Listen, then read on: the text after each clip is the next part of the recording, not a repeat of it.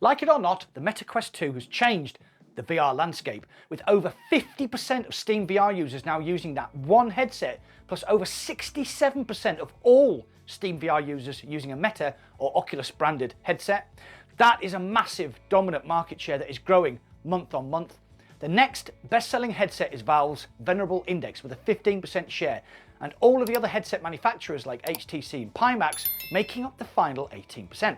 Sounds crazy when you look at how far Meta are ahead of everyone else, isn't it? So everything is rosy at Meta Towers over in California. The Meta Quest Pro is launching in October, and there's a new Quest headset planned for the next year. Mark Zuckerberg is rolling in cash, right? Well, wrong. You see, there is a company that wants to spoil Meta's party, like Eddie Munson of the Hellfire Club, jumping on the table at Hawkins High and flipping the bird to the establishment. That company is Pico, and if the information coming out of China is to be believed, they are going to release not one, but two brand new headsets in September, and they're going to be priced aggressively to undercut the Quest 2 and the Quest Pro. Shall we head off on a journey of discovery and investigate if Pico can topple the king of VR from his throne? Are you excited? I know I am, so let's get straight into it then, and remember, we're born to respawn.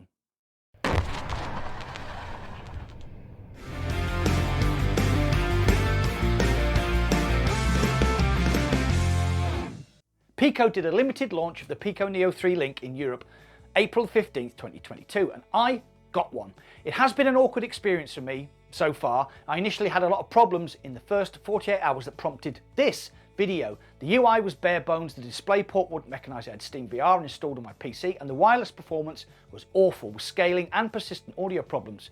Pico have been working hard to improve the PC VR experience with frequent updates.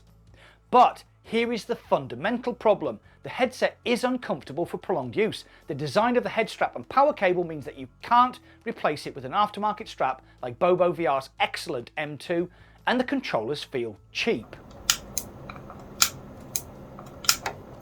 However, the standalone performance was fine, and the headset launched with a decent catalogue that rivaled the Quest 2, with some big AAA titles like After the Fall, Walkabout Minigolf, and Zero Caliber Reloaded. So, my experience with Pico hasn't been particularly good, especially compared to how slick and effective the Quest experience is.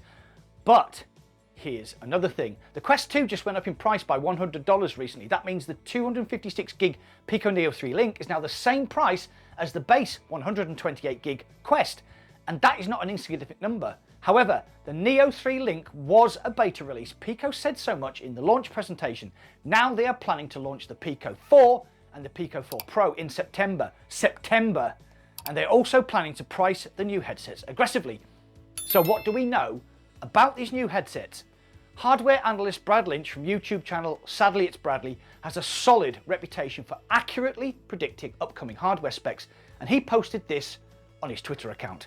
The specs are pretty impressive. A 5300 mAh battery, 2160 by 2160 per eye display, 105-degree field of view, stepless IPD adjustment, pancake lenses, colour pass-through, plus eye and face tracking for the Pico 4 Pro version exclusively. So let's quickly break down that.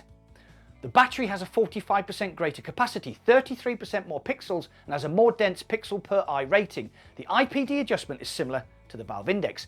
Pancake lenses allow the headset to be smaller and lighter, though they are said to be more expensive than Fresnel lenses. Colour pass-through against the Quest's monochrome pass-through. And finally, eye and face tracking exclusive to the Pico 4 Pro versions, which will obviously make it more expensive than the base Pico 4. Yes, I know some people don't think eye and face tracking is important, but all I'm going to say is foveated rendering. This is a technique that can reduce your GPU overhead by up to 65% and is the most important leap in technology for VR going forward. The Pico headset is expected to be running Qualcomm's ubiquitous XR2 mobile processor, but like the Quest Pro, this may be a tweaked, more modern version. Oh, and they've redesigned those awful controllers. The leaked images show a much slicker controller, but they may lack the Quest Pro's camera-laden offerings, which could significantly reduce the overall price, but not improve the problems caused by occlusion. So we will see. Rumours are that those trick Quest Pro controllers will cost $300 a pair. Shocked? That's the same price of the original 64GB Quest 2 when it launched 2 years ago. Meta have stated that the upcoming Quest Pro is not a gaming device. It is aimed at productivity, a Chromebook for your face, if you like. But it will be compatible with your existing Quest library, so you can play games on it. Oh, and I forgot to mention that if you bought a Pico Neo 3 Link, you will get a 35% discount on any future Pico headsets. 35%! So, can Pico wrestle Meta out of the Iron Throne? I think they can. If Pico can match the price of the 256GB Quest 2 at $500 with the far superior spec Pico 4, that would immediately catapult them into a genuine rival and alternative to Meta. The Quest Pro, which is releasing in October, is rumoured to cost $1,500. So if Pico's controllers are not as trick and Pico are being super aggressive with their price, we could see a sub 1000 Pico Pro with that great spec and eye and face tracking. To cap it all off, Pico had one of the largest booths at Gamescom last month.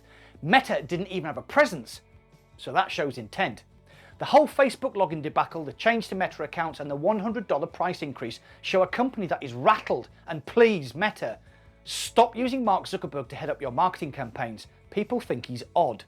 Though to be fair, he did come across as pretty normal in his recent Joe Rogan podcast. I know in the comments that someone will say that I'm just swapping one giant social media company for another and that ByteDance are Chinese. Well, if some Chinese person wants to know that Mac in VR likes white wine, fast cars and hardcore pornography, then I'll just let them absorb that little bit of information to get my hands on what I think is going to be a headset that will be as big a bargain as the Quest 2 was when it launched in 2020. Plus, if you bought a Pico Neo 3 Link, you could be looking at a $350 Pico 4 and a $650 Pico 4 Pro once your 35% discount is applied. That would be a devastating blow for Meta. And here is the final deadly strike. Virtual Desktop is in development for all Pico headsets and should be launching very soon. If Pico have any sense, they should be throwing huge amounts of money at Guy Godin to get his stunning wireless PC app onto their headsets. It would be massive. Massive. Which one am I going to buy? As people who follow the channel may already know, I retired recently, went full-time on YouTube, so I'm currently living under, shall we say, a restricted income. With brand new cutting-edge VR headsets on the way from Pico, Meta, Sony and Valve, the next 12 months are going to be, shall we say, expensive for us VR content creators. So, $1,500 for a Quest Pro or a Pico 4 Pro with my 35% discount at $650. You do the math. It seems to me that Meta were running away in the VR race, then they looked back to see how far they were ahead of everyone and ran smack into a tree. You can't count them out though, they do have a gigantic lead in the VR race, but if they're not careful, Pico will take a massive bite out of that lead with the Pico 4 and the Pico 4 Pro. Most importantly though, what do you think? Who do you think will win the next gen VR race? Pico with their aggressive pricing, Meta with its experience and gigantic lead in the market, Sony with their beautiful but tethered next gen headset, or will the mercurial Gabe Newell and Valve breeze in and steal everyone's thunder? You know the drill. Get involved and comment down below. Well, that's it for today. Thanks for watching. I'll see you on the other side.